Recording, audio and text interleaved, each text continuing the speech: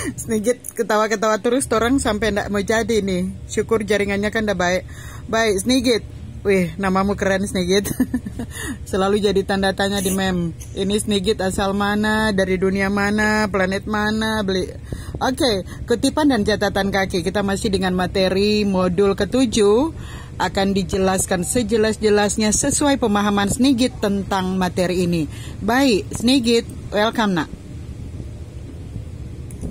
Salam Merdeka Literasi.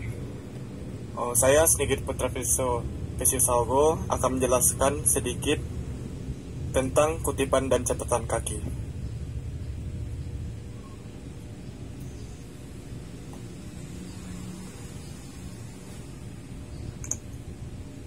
Next slide. Kutipan. Kutipan adalah pinjaman kalimat atau pendapat dari seorang pengarang atau ucapan seseorang yang terkenal, baik terdapat dalam buku-buku maupun majalah-majalah. Kutipan dapat dibedakan atas kutipan langsung dan tak langsung. Kutipan langsung adalah pinjaman pendapat dengan mengambil secara lengkap kata demi kata, kalimat demi kalimat dari sebuah teks asli. Sebaliknya, kutipan tak langsung adalah pinjaman pendapat seseorang pengarang atau tokoh terkenal berupa intisari atau iktisar dari pendapat tersebut atau dapat pula berupa parafrase. Ada beberapa cara mengutip. Yang pertama adalah kutipan langsung yang kurang dari 4 baris. Yang pertama, kutipan itu diintegrasikan langsung dengan teks. Kedua, jarak antara baris dengan baris 2 spasi. 3. Kutipan itu diapit dengan tanda kutip. 4. Sesudah kutipan selesai diberi nomor urut penunjukan setelah spasi ke atas atau dalam kurung ditempatkan nama singkat pengarang dan tahun terbit dan nomor halaman kutipan itu. Yang kedua, kutipan langsung yang lebih dari 4 baris. Caranya yaitu, pertama, kutipan itu dipisahkan dari teks dalam jarak 2,5 spasi.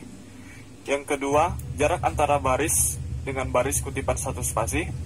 Yang ketiga, kutipan itu boleh atau tidak diapit dengan tanda kutip. Yang keempat, sesudah kutipan selesai, diberi nomor urut penunjukan setengah spasi ke atas atau dalam kurung ditempatkan nama singkat pengarang, tahun terbit, dan nomor halaman tempat terdapat kutipan itu. Yang kelima, seluruh kutipan itu dimasukkan ke dalam 5-7 ketikan. Bila kutipan itu dimulai dengan alinea baru, maka baris pertama dari kutipan itu dimasukkan lagi 5-7 ketikan.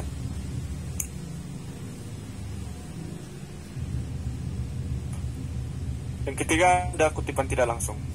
Dalam kutipan tidak langsung, biasanya inti atau sari pendapat yang dikemukakan.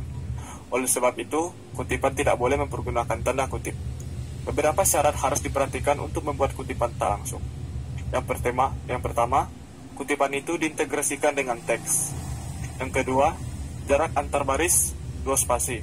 Yang ketiga, kutipan tidak diapit dengan tanda kutip. Yang keempat, sesudah kutipan selesai diberi nomor urut penunjukan setengah spasi ke atas atau dalam kurung ditempatkan nama singkat pengarang, tahun terbit, dan nomor halaman tempat kutipan itu.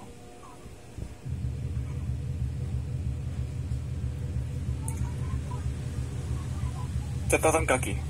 Catatan kaki adalah keterangan-keterangan atas teks karangan yang ditempatkan pada kaki halaman karangan yang bersangkutan. Hubungan antara catatan kaki dengan teks yang dijelaskan itu biasanya dinyatakan dengan nomor-nomor penunjukan yang sama, baik yang terdapat dalam teks maupun yang terdapat dalam catatan kaki itu sendiri. Selain mempergunakan nomor-nomor penunjukan hubungan itu, kadang-kadang dinyatakan dengan mempergunakan tanda asterik dan kadang mempergunakan tanda salib pada halaman yang bersangkutan. Bila pada halaman yang sama terdapat 2 catatan atau lebih, maka dia pergunakan suatu tanda asterik atau salib untuk catatan yang pertama dan 2 tanda untuk catatan yang kedua. Biasanya, catatan kaki diletakkan pada bagian paling bawah halaman di luar dari paragraf penjelasan.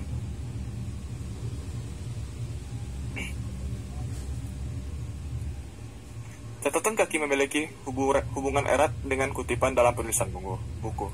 Seperti yang dapat kita lihat pada gambar yang tertera dalam slide, kalimat yang diawali dengan angka kecil tersebut merupakan sebuah kutipan. Kutipan yang diberikan catatan kaki ini biasanya diletakkan nomor kecil yang rapat kepada kalimat kutipan tersebut. Catatan kaki tersebut akan dituliskan di bawah halaman buku sebagai keterangan dari kutipan tersebut. Cara penulisan catatan kaki adalah sebagai berikut. Yang pertama, nama pengarang ditulis lengkap, tidak dibalik. Yang kedua, antara nama pengarang dan judul buku dipergunakan tanda koma. Antara judul buku dan data publikasi tidak ada titik atau koma. Dan ketiga, tempat dan tahun terbit ditempatkan dalam tanda kurung. Penerbit tidak perlu diikut sertakan. Baik, demikian hasil penjelasan saya tentang kutipan dan catatan buku. Terima kasih. Terima kasih Snigit. Wih, keren. Mantap.